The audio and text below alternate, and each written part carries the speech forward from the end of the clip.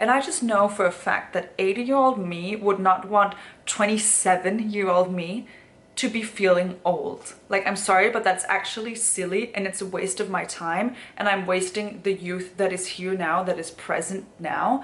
And I will fight the best that I can against the stress I feel, the pressure I feel, against societal beauty standards, to not enjoy my youth, to waste it actually being scared of getting older when I'm literally young. Hi, my loves. So I hear you're feeling behind. I hear you're feeling like you haven't accomplished enough at your age, and I hear that you're scared of getting older. And I've also heard that I sometimes feel the same. So today we're gonna tackle that. Welcome to this video, which is all about aging, getting older, and loving yourself. This video is inspired by some of my own experiences as well as online discourse that I've seen. I think anyone who is on TikTok especially knows about the fear of aging, both physically in terms of beauty and also in terms of life, where we are versus where we feel like we should be. The idea that you have to have it all figured out by 30 and such. I think most young people and women in particular, in terms of the beauty and beauty standard nuance, will relate to this. So for this video, I'm using myself and my own reflections, the things that help me when I get stuck in that mindset, which it does happen, but I would argue that I'm very good at handling it these days, and that I do see things in the bigger picture. And these are some of the mindsets and tools that have helped me get to that place. First of all, I think we need to acknowledge that it isn't that many years ago since we came out of a global pandemic that greatly impacted many people's lives and sort of changed those years for us, meaning some people missed out on years in their 20s, some people missed out on years in their teens, and others missed out in their 30s, 40s, you get the gist, or their childhood. It's changed things for everyone. I am speaking now mostly to sort of my peers, plus minus some years. That's the perspective I'm coming from, but of course everyone is welcome, and you can hopefully apply this to anything, but just so you know why I'm speaking that way. Anyway, and I think especially in your 20s, you have that feeling that there should be certain boxes ticked in terms of partner, in terms of career. And I think there's a lot of expectations of all the things we're meant to figure out in our 30s. We're meant to find the perfect partner. We're meant to start our careers. And lots of people also have the expectation to start owning a home so that you can build the foundation for the future. And while those are all great and beautiful goals, if they genuinely align with you, I think the most important thing is to check in and be like, is this my actual goal and dreams, my definition of success, or am I ticking the boxes that society have determined for me, make me successful or make me a good adult? And we're also doing all this, we're just coming into ourselves. Like, I know technically we're adults from what, 18, depending on where you are, but Jesus, I didn't feel like I properly came into myself until maybe like 2 or 3 years ago. I'm 27 now, turning 28, and I know that in the grand scheme of things, I'm still very young and still probably will grow and evolve many times in my life. So I think we see a lot of this, we see this in discrepancy because we look to previous generations and think, oh, they tick these boxes, they had it all figured out. But the world looks completely different now. Again, back then there was also issues. I'm not saying like looking back with rose-colored glasses, but the fact of the matter is that those things, getting an entry-level home, for example, was a lot easier. There was other stuff going on in the world. There had not just been a global pandemic, that sort of, that feeling of having years of your life that have been changed, the trajectory of them have been changed collectively. And I think sometimes, I don't want to wallow in it, I don't really want to think about it like most people, but we do have to acknowledge that this happened, and that might add, I think this feeling of feeling behind in your 20s is quite normal, it's quite universal. I think it would happen even if we hadn't had the pandemic, but I do think the pandemic, for those of us where it's hit in that age gap, like in your 20s, it has intensified that feeling. Yes, I just wanted to start off with that point to acknowledge it, not because we should feel too sorry for ourselves or use it as an excuse not to go try and live our best lives, but because we do need to acknowledge it, give ourselves grace, and come from a place of self-love and seeing things for as they are and being like, yes, these things are probably adding to this feeling right now. And for me at least, when I know, yes, there are some external factors, those are out of my control. The market for buying a house is out of my control. The global economy is out of my control. Pandemics are out of my control. That's when we can start accepting, acknowledging, and then get into the things that are within our control, such as mindset things, which I'm gonna get into now. So this is the mindset that always helps me, that popped into my brain really strongly this morning and inspired me to make this video. And it is, do not spend your youth feeling old. You will regret it. Like, imagine, because again, speaking for sort of my peers, we are not, in the grand scheme of things, hopefully, statistically, old. We have only lived very little of our lives. Don't spend your youth feeling old or being scared to feel old when you're actually young. I just have this image in my head. This is something they also teach us in coaching. Some of you guys may not know I have a coaching certificate I took a couple years ago back in Denmark. They teach us as like some of the questions that you use to motivate people to make a change. You can either motivate them by going towards something or by going away from something. And different times calls for different things. But anyway, the point is you sort of implement this mindset of what would your 80-year-old self say about this. And I just know for a fact that 80-year-old me would not want 27-year-old me to be feeling old. Like, I'm sorry, but that's actually silly and it's a waste of my time, and I'm wasting the youth that is here now, that is present now, and I will fight the best that I can against the stress I feel, the pressure I feel, against societal beauty standards, to not enjoy my youth, to waste it actually being scared of getting older when I'm literally young. It just really helps me snap out of it, because it's like, oh my god, in the grand scheme of things, why would I want to waste my 20s feeling old when it is so young, so young? Then of course we should also note that getting older is actually a privilege. So far I've liked getting older. I would take 27 over 17 any day. You get more discerning, you get more confident. There's just a lot of things that so far have improved. I get it that I think it's very normal to have a fear of like old age, of, for example, your body not doing the things you're used to, or certain things being more difficult in certain physical aspects. But like, I think we also would do well to determine, am I scared of getting older, or do I just not feel I'm where I would like to be, and is that making me feel like I'm scared to get older because I feel behind? Like, I think they're often intertwined, but they can also be separate. Like, is it a genuine fear of older age, of my body getting older, of my face changing, or is it a fear of feeling like I'm behind? And I think the more you know for yourself, the better you can also help yourself.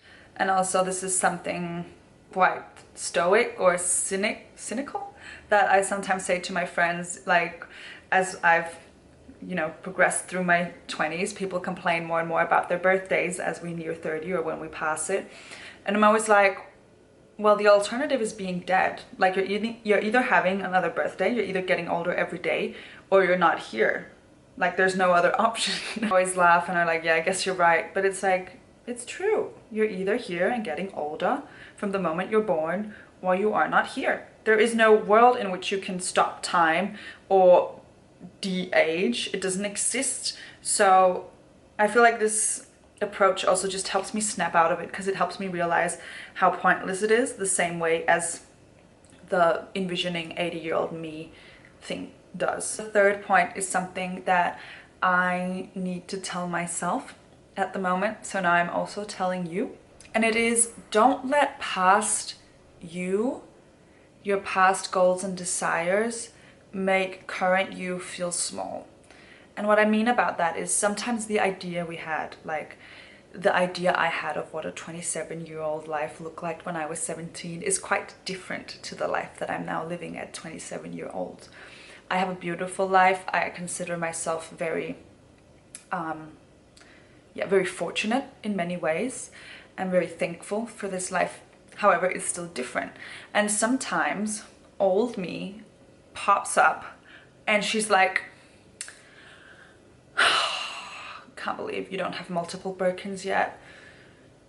Why aren't we on Forbes 30 under 30? Hello. Also, I like thought you would have children by now.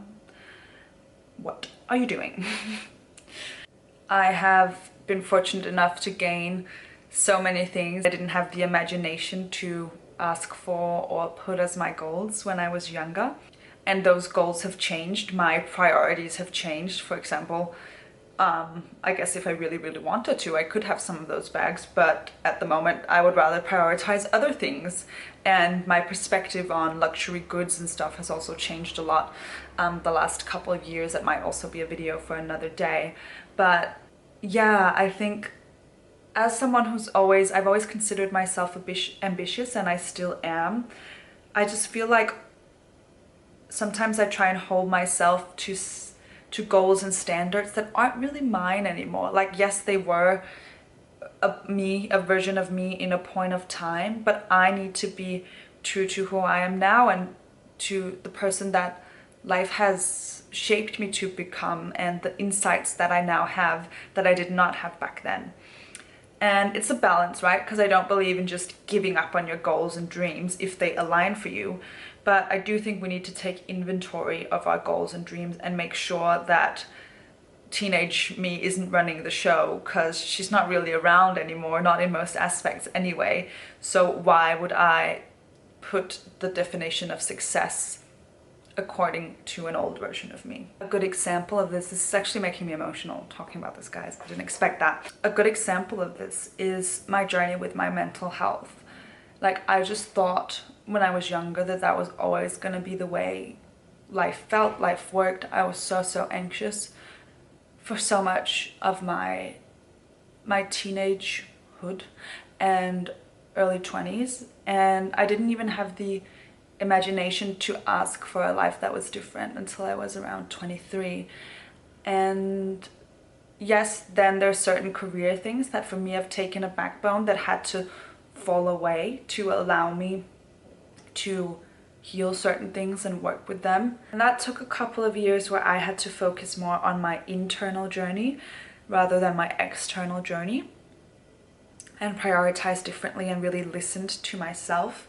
But I'm so grateful that I did, because now every day is so much happier. Like, it really is. And then it might not look as flashy at the moment or tick certain boxes, but it feels good. It feels really good. And I'm sorry, I'm just getting emotional because I remember what it's like thinking that anxiety is like a normal state of mind, a normal state of life.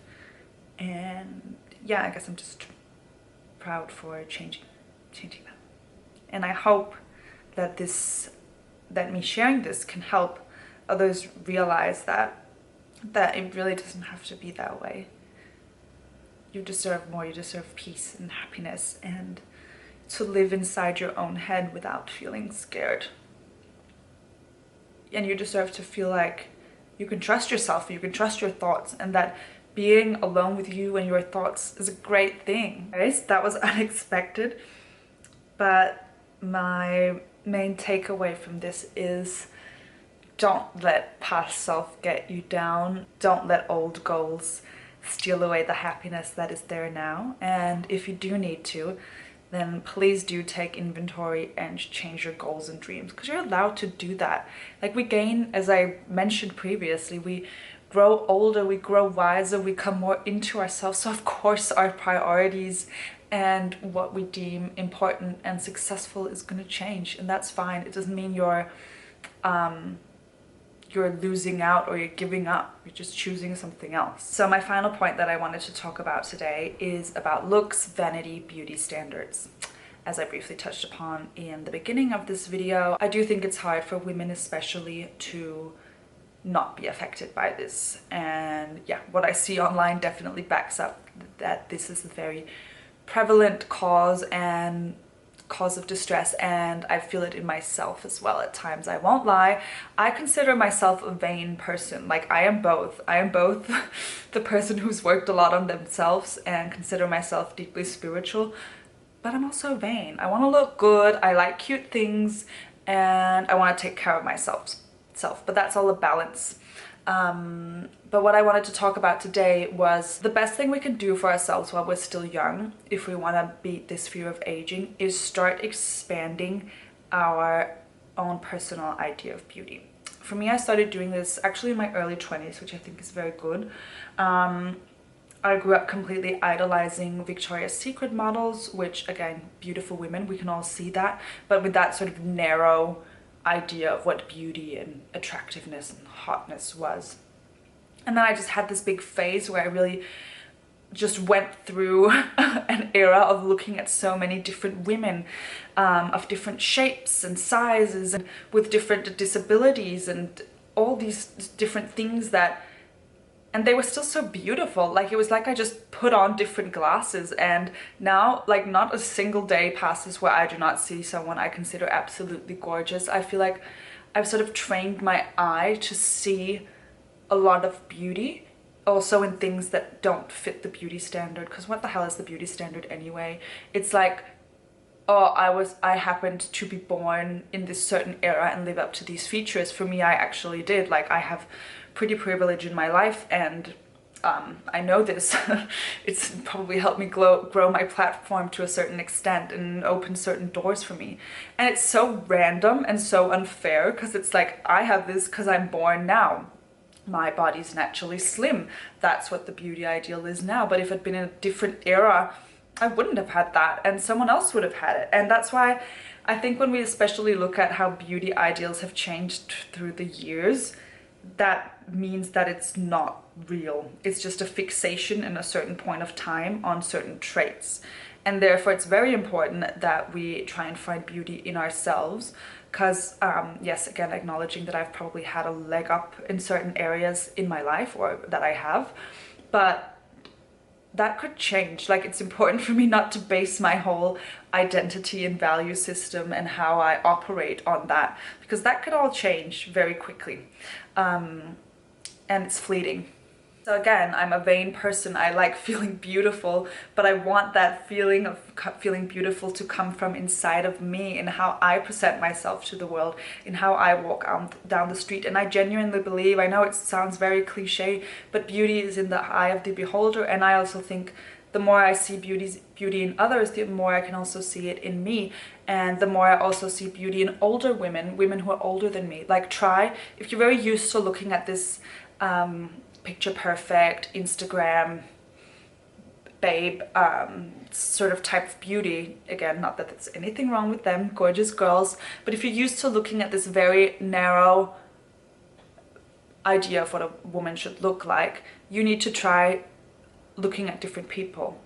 Look for women who are older than you that you find beautiful. Don't just look to the younger girls. Follow different people, expand your worldview, expand your view on beauty, and decide for yourself. What do you think makes people attractive? What features do you think are amazing and draw you in? It doesn't have to be about the things we're taught by society. I think there's also something quite empowering in deciding for yourself what you find beautiful and attractive. And this is a very nuanced topic. I realize I'm touching upon it very lightly here, so please bear with me for the generalizations. I suppose it could be a video on its own, but I know that many talented other YouTubers have also covered topics like this in videos about beauty standards, about TikTok and all these things.